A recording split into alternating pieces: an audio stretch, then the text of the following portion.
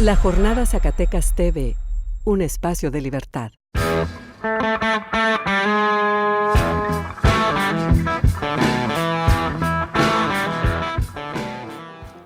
El día de hoy estamos muy contentos de estar en la Escuela de Música de la Universidad Autónoma de Zacatecas en compañía del maestro César Encina.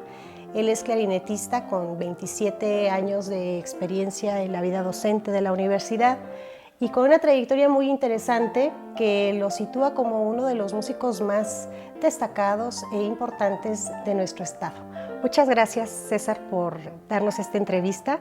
Nos complace mucho estar platicando contigo, sobre todo ahora que tienes un proyecto bien importante que se llama Clarineteando, que es un proyecto, según nos cuentas, de creación, rescate y difusión de la música.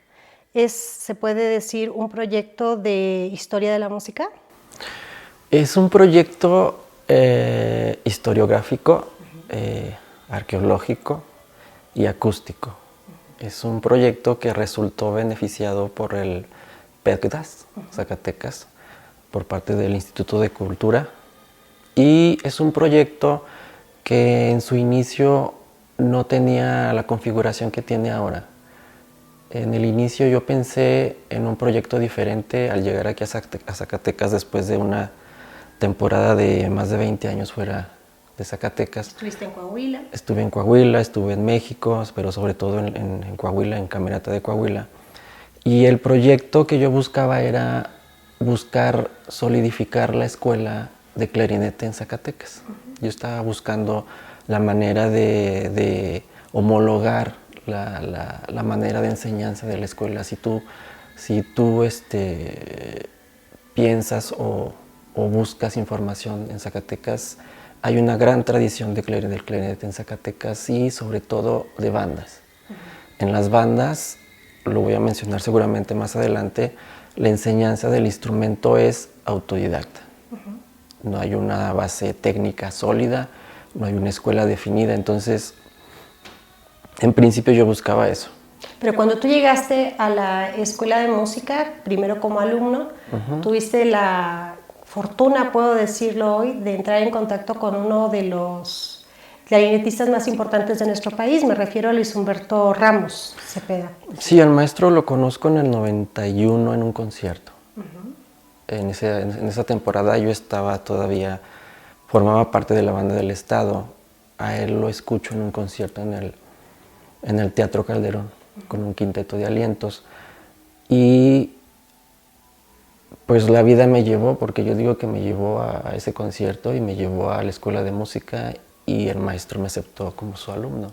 A partir de algunos meses, que transcurrieron, formó parte de su equipo como su asistente aquí en la escuela de música. Es como empiezo yo mi formación como docente, mi formación como clarinetista, y por varias recomendaciones me voy a la Ciudad de México, ingreso a la Nacional y por recomendación del maestro me traslado a la ciudad de Torreón, donde empiezo a laborar como clarinete principal en la Camerata de Coahuila, en donde estuve 20 años. Ok.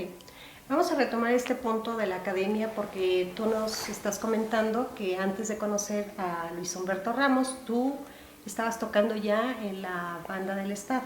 Entonces tenías la referencia de cómo se tocaba y cómo se aprendía de manera hasta autodidacta, podría llamarse, y empezaste a notar la diferencia cuando ya te metiste de lleno a la academia, es decir, cuando ya bajo la tutela de un profesor comenzaste a aprender lo que sería pues la profesión de tu vida, que es en este caso el clarinete. Hay una diferencia entonces de la que nos puedes hablar, incluso en los documentos que te has ido encontrando en el archivo histórico. Sí, mira, hay una diferencia en la pedagogía, porque puede pasar una persona estudiando o tocando el clarinete 30 años y seguirlo tocando como cuando tocaba 5 años. Ese lapso de tiempo es perdido porque no hay una técnica, no hay un método para ir avanzando en la técnica del instrumento. En cuanto a la música,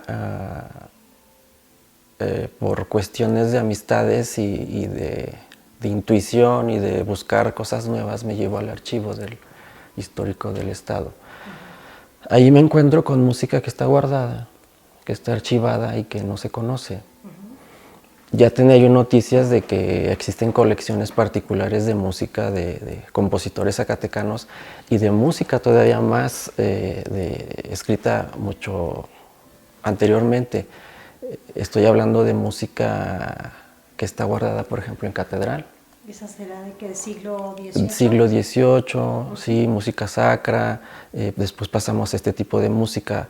Entonces, ese proyecto que yo tenía pensado no embonaba en lo que yo quería hacer.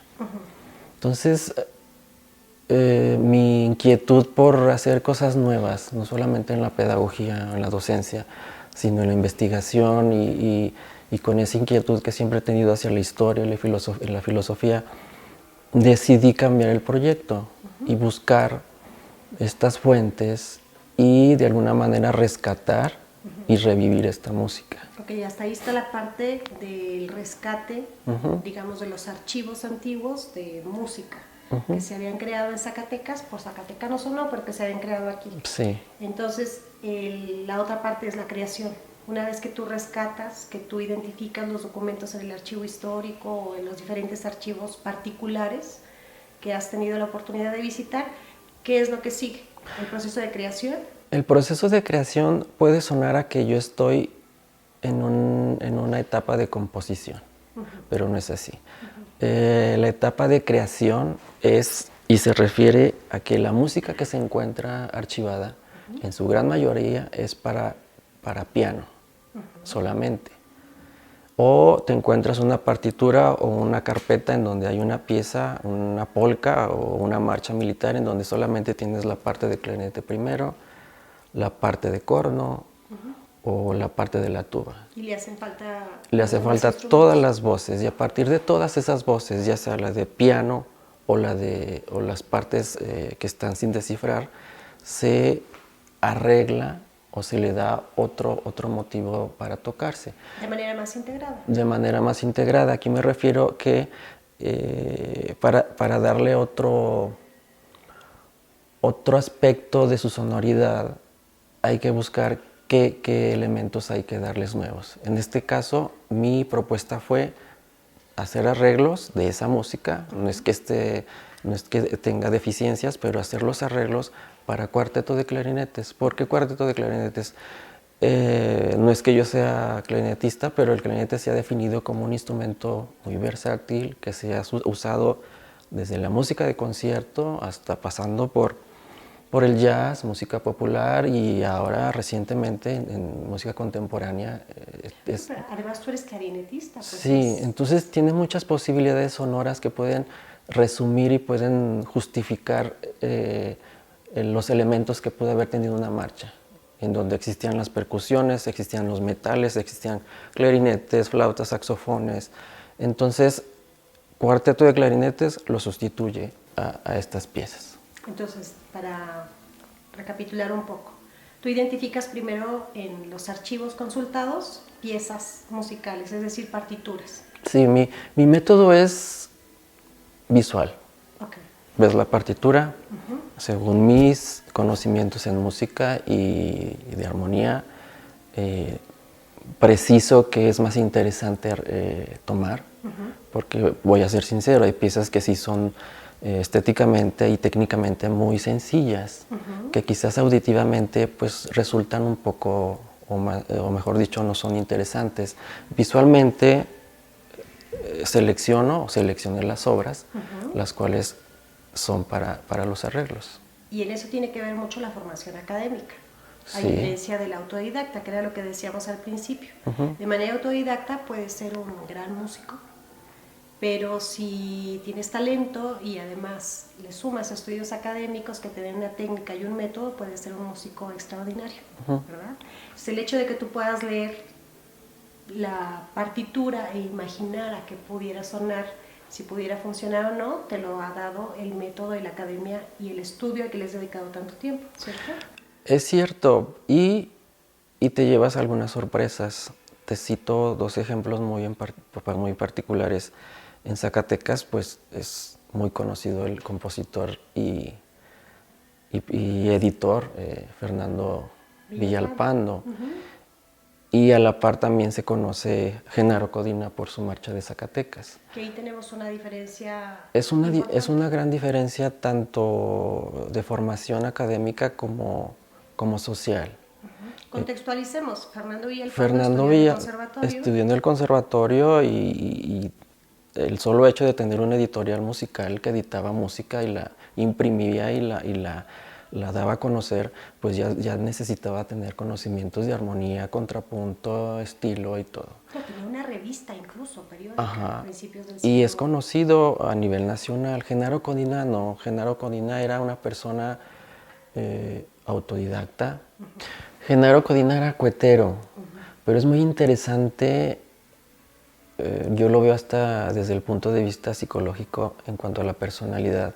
Si tú, sin conocer a estas personas visualmente, te imaginas de un tipo de personalidad a Genaro Codina y a la personalidad de Fernando Villalpando, ¿no? Uno porque era cuetero y otro porque era académico. Y te llevas una gran sorpresa. Son muy diferentes las percepciones que puedes tener de las personas, prejuzgándolas por su quehacer al que se dedican. Que el prejuicio en este sentido puede ser un motor para descubrir cosas que ni siquiera te imaginas. Es decir, en historia no podemos hablar de que el prejuicio siempre sea malo, porque puede funcionar como motor. Vamos a darle continuidad a esto. Tú identificas las partituras de ambos y tú empiezas a imaginar a qué suenan y tú te imaginas por el prejuicio, que es el motor del conocimiento en este sentido, cuál puede sonar mejor que la otra. Y entonces el prejuicio te puede llevar a imaginar que lo de Fernando Villalpando, por ser un académico con estudios, con método, etcétera, etcétera, pudiera ser una melodía que sonara mejor que la de Genaro Codina. Sin embargo, y los hechos lo dicen, yo escogí 6 piezas de Fernando Villalpando y de Genaro Codina escogí 3, porque visualmente yo dije, esto no, está así. Fernando Villalpando tenía más, la forma musical se me hacía más interesante. Pero después de transcribirla y hacer los arreglos y de tocarla en cuarteto de clarinetes, me llevó una gran sorpresa. Me llevó la sorpresa de que el ánima de la música popular y de salón, que es la música de salón de este tipo, está más presente en Genaro Codina que en Fernando Villalpando. La personalidad y la época se plasman más en la figura de Genaro Codina que en la de Fernando Villalpando. ¿A qué se lo atribuyes tú? ¿Al campo de juego en el que ambos se desarrollaban? Es decir, al tipo de relaciones que tenían, al tipo de vida que tenía cada uno de ellos. ¿O a qué se lo atribuyes tú como músico? Aquí cabría mencionar que necesitaríamos un estudio un poco más profundo de las personalidades y de la trayectoria que tuvo cada uno, porque no sabemos qué tantas aptitudes musicales tenía Fernando Villalpando. Sabemos que componía muy bien y sabemos que hizo muchas cosas, pero finalmente las aptitudes como compositor y las aptitudes creativas no las sabemos. En este caso, las aptitudes creativas en Genaro Codina las considero más importantes, y ese sentir y ese acercamiento hacia la música de su época está más presente que en Fernando Villalpando. Quizás Fernando Villalpando se rozaba con un ámbito social muy diferente al de Genaro Codina. Entonces, la propuesta o las definiciones de su música estaban basadas en lo que se le pedía. Genaro Codina no, estaba más relacionado con la música popular. Quizás sea eso, pero sí se necesita un análisis un poco más, pues no solamente musical, sí es el contexto social. El contexto histórico. Ajá, sí. Incluso el contexto económico de cada uno de ellos, ¿no? Digo, todo influye. Es todo, sí es todo, porque lo interesante aquí, por ejemplo, que nos estamos centrando en Genaro Codina y Villalpando es por qué en la tan mencionada puesta ganó la marcha Arechiga de Genaro Codina y no ganó la marcha Arechiga de Fernando Villalpando. Ahora, tú en esta segunda etapa, tú ya tienes la partitura de Fernando Villalpando y ya Sí. tuviste la oportunidad de saber a qué suena.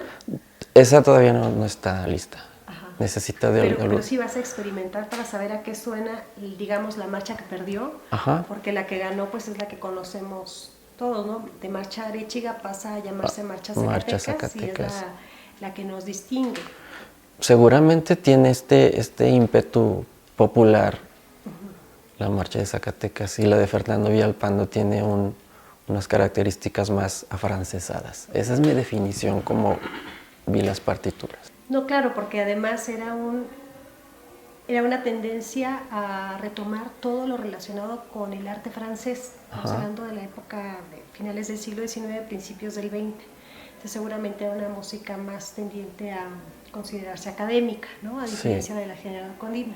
Ahora, identificas la partitura, haces los arreglos, en ese sentido está el proceso creativo, y luego viene el de definición en este proyecto de Clarineteando. Entonces ya identificaste partituras, hiciste los arreglos, empiezas a ver a qué suenan, y es como una especie de prueba y error. Sí, hay que escuchar porque las partes de piano, sobre todo, más allá de las notas, no hay nada.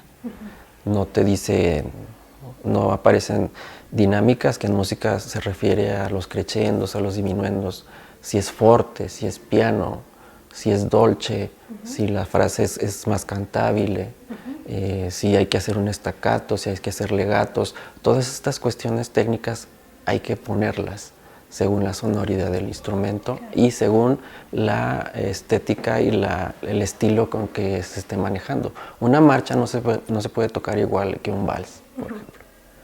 O una polca no se puede tocar igual que una marcha o un chotis. Son diferentes estilos y todas esas articulaciones, todas esas maneras de platicarlo y de decirlo, hay que ponerlo en la partitura, que no lo tienen. Es el proceso creativo. Ajá. Entonces tú escuchas, ya tuviste la oportunidad con tu cuarteto de clarinetes de escuchar cómo sonaban algunas de estas partituras ya previamente arregladas. Y cuando ya quede la versión definitiva, digamos, ¿qué es lo que sigue? Fíjate que pasó algo muy curioso. Yo les decía, ayer precisamente tocamos algunas de las piezas y yo les decía, es música popular.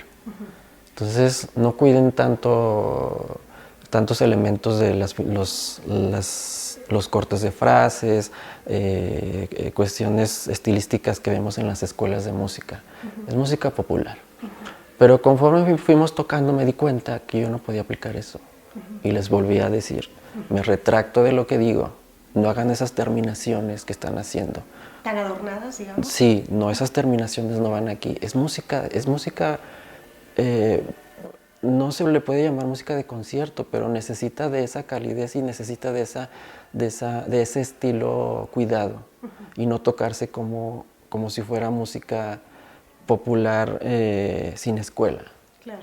Y yo cometí ese error ayer, pensando que como era música popular había que tocarlo como música popular, fuerte, a veces sin cuidar la afinación, con terminaciones antimusicales, pero no. La música está escrita dentro de un margen y dentro de un protocolo que debe seguirse. Entonces esa fue la primera experiencia y el primer punto de vista que debo de cambiar. Nos cuentas esto, César, y yo ya quiero saber a qué va a sonar la versión definitiva de toda esta música que estás rescatando con tu proyecto. Nada más para que nos quede muy claro, más o menos de qué época a qué época son las partituras que lograste rescatar y sobre las que estás trabajando en los arreglos para su posterior ejecución. Son obras de finales de 1800 y principios y mediados de 1900. Época de la Revolución Mexicana, del Porfiriato. Esas son obras que abarcan Pero fíjate, además una época en la que la fiesta y la algarabía públicas eran el pan nuestro de cada día. Yo encontré en el archivo registros de que en un solo fin de semana se llegaban a realizar hasta 20 bailes diarios. Para que hubiera 20 bailes diarios en el centro histórico, estamos hablando nada más del municipio de Zacatecas, pues quiere decir que por lo menos existían 20 agrupaciones musicales encargadas de que los bailes se llevaran a cabo. Es decir, nuestra tradición musical es ancestral en ese sentido. Y se ha perdido mucho. Pero qué bueno que lo estás rescatando. Y el proyecto, en el proyecto lo menciono, esta es una investigación que da pie a otras investigaciones. Claro. Porque en esa época la población vivía de otro tipo de vivencias, se acercaba a otro tipo de situaciones sociales y la música está muy presente en esa época. De manera permanente, ¿eh? Sí. Creo yo que adentrándonos a tu investigación podemos encontrar la explicación de por qué somos como somos actualmente en Zacatecas. De ahí la importancia de investigaciones como la tuya. ¿Para cuándo más o menos tendrás tú planeado que podamos escuchar ya públicamente con el cuarteto de clarinetes esta música que has rescatado en los archivos? El proyecto como tal, como está el cronograma, está programado para presentarse en el mes de marzo. Los conciertos son 4 conciertos. Es Fresnillo, me parece que es el 10 de marzo, no estoy seguro, pero creo que es el 10 de marzo. Sigue Sombrerete, Guadalupe y aquí en la ciudad de Zacatecas, en la Ciudadela. ¿Para qué fecha? De marzo. De este marzo. ¿Tienes ya el día programado? Son las posibles fechas estos, es 10, 11, 12 y 13. Pues estaremos esperando esa fecha. ¿Los autores cuáles son?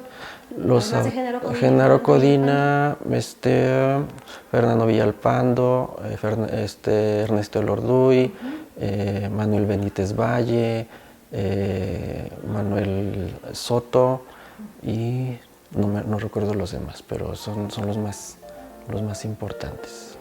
Pues qué gran trabajo el que están realizando. Estaremos al pendiente entonces para que el mes de marzo en la Ciudadela del Arte podamos ver el resultado de este trabajo coordinado por César Encina llamado Clarineteando, que insistimos es un proyecto de rescate, creación y difusión de la música popular zacatecana de finales del siglo XIX y principios del XX.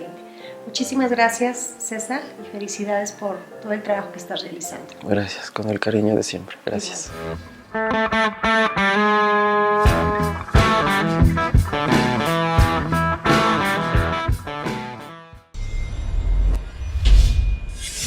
La Jornada Zacatecas TV, un espacio de libertad.